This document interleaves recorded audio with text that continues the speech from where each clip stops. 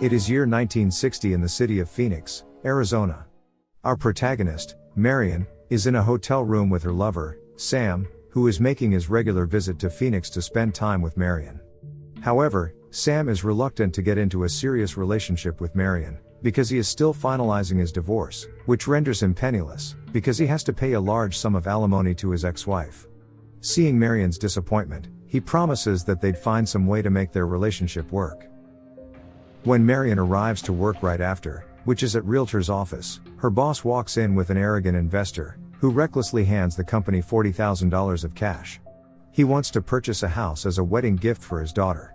The boss promptly asks Marion to deposit the money to the bank, and she puts the money envelope in her purse.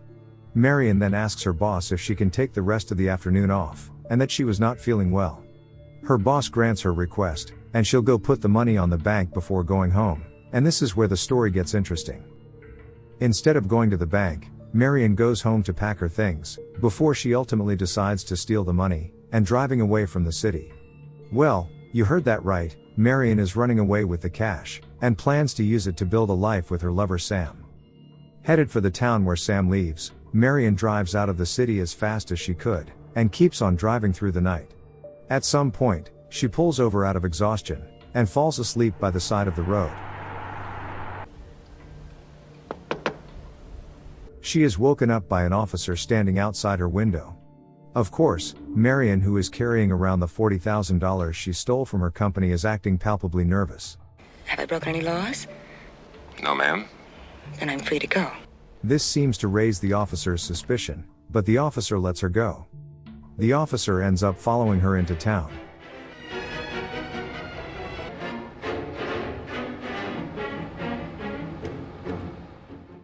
Marion then pulls up at a used car dealership, and plans to exchange her current car with a new one in hopes that it would be harder to trace her whereabouts. Your car plus $700? With the officer watching her every move, she only grows more anxious, so she takes the first car offered to her. Not long after, the officer drives into the car dealership as Marion settles her deal with the salesman, and she drives off before the officer gets to question her anything.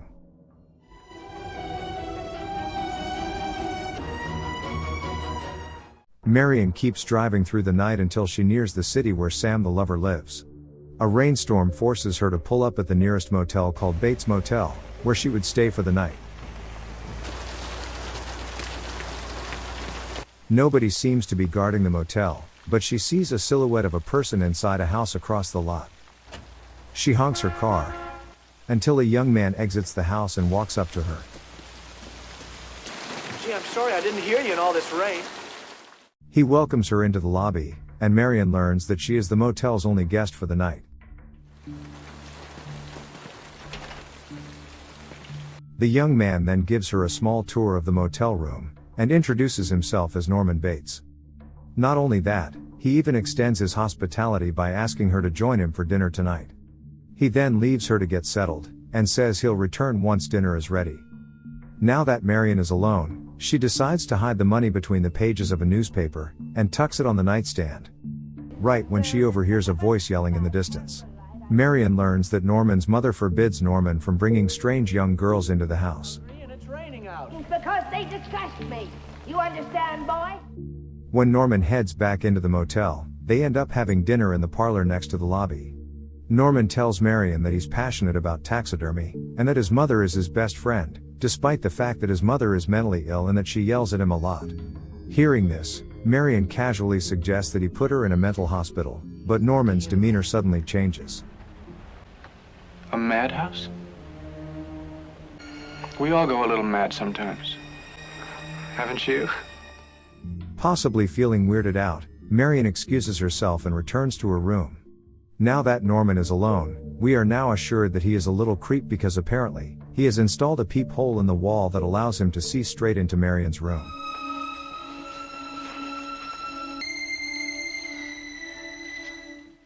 Norman then returns to his house behind the motel to loosen up.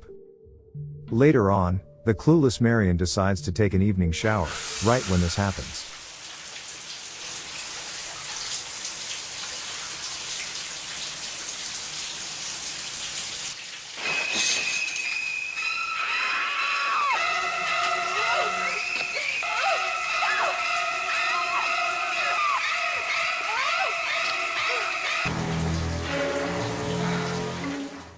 The psycho goes stabby, before leaving her to bleed to death.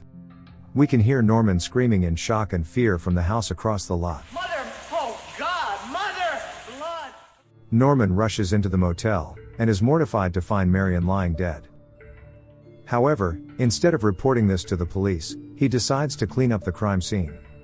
Not only that, he throws Marion's dead body inside the trunk of her car along with her suitcase. He also throws her folded up newspaper that unbeknownst to him contains a lot of money. Norman then takes the car to a swamp nearby, and sinks it.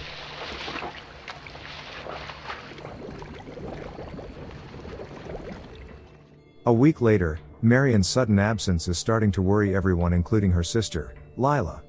She goes to visit Sam the lover at his place of work, and demands him to tell her where Marion is. But of course, Sam is just as clueless.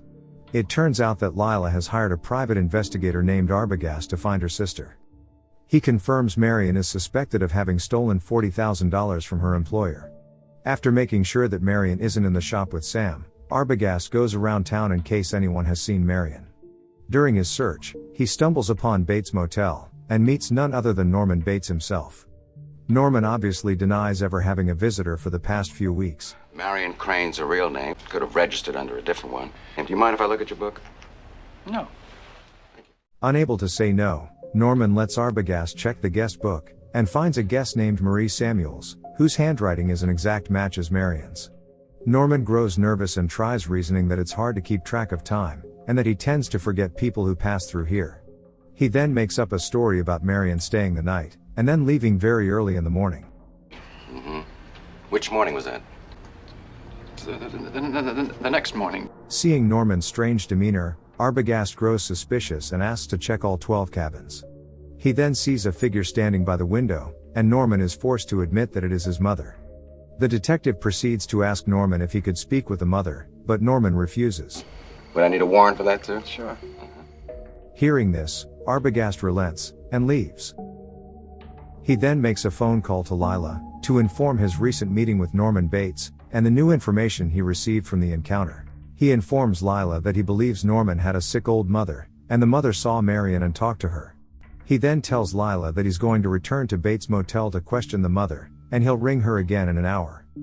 Arbogast returns to Bates Motel, but doesn't find Norman there, so he crosses the lot and walks up to Norman and his mother's house. He goes straight inside and finds it eerily quiet.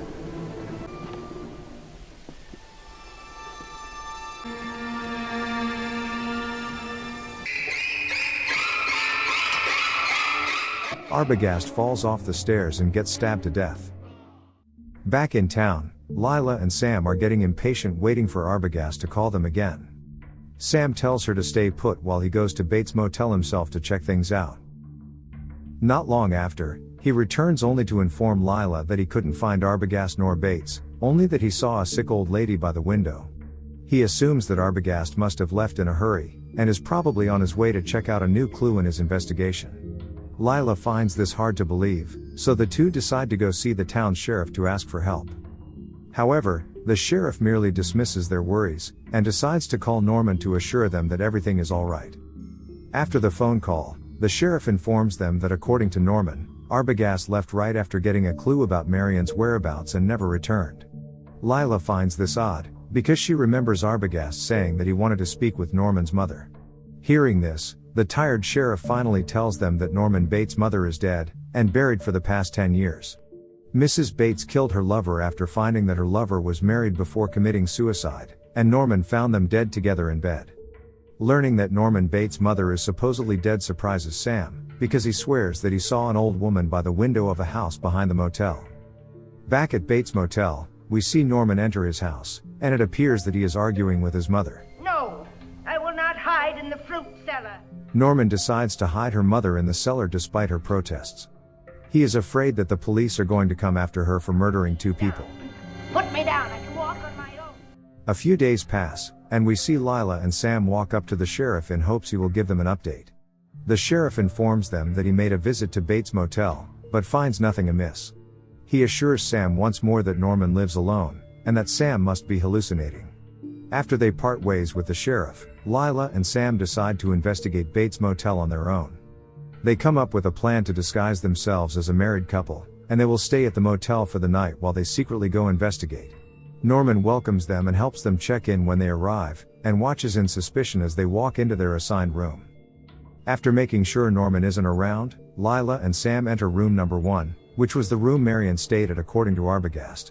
Inside the bathroom, they find a scratch paper with Marion's handwriting, which contains a subtraction of $40,000. Now eager for more evidence, Sam plans to distract Norman, while Lila sneaks inside the house to find the sick old woman.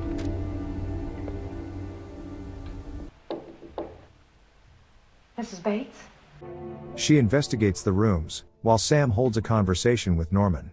However, it doesn't take long before Norman grows suspicious. Where's that girl you came here with? The two fight and Norman knocks Sam on the head. Norman rushes back inside the house, forcing Lila to go hide. She then discovers the door to the basement, and decides to enter it. It is at this point that she finds the mother, but then, hearing Lila scream, Norman dashes into the basement dressed as his mother, revealing Norman to be the murderer all along. As it turns out, the sheriff is right, Mrs. Bates is dead, but for some sick reason Norman has been keeping her dead body all this time. At the county courthouse after Norman's arrest, a psychiatrist who interviews Norman reveals that Norman has two personalities, one where he thinks he is his mother, and the other is himself. Not only the killings of Marion and Arbogast, but that Norman had been excessively dominated by his mother since childhood, and when she took a lover, Norman became insanely jealous that she had replaced him, then murdered his mother and her lover. Later, he developed a split personality to erase the crime of matricide from his memory, and immortalize his mother by stealing and preserving her corpse. When he feels any sexual attraction towards someone, as was the case with Marion, the mother's side of his mind becomes jealous and enraged. The movie ends with Norman sitting alone in the interrogation room with his mother's voice narrating in his head, talking about how it was really Norman, not her, who committed all those murders and that she should have put him away years ago. The final scene shows Marion's car being recovered from the swamp.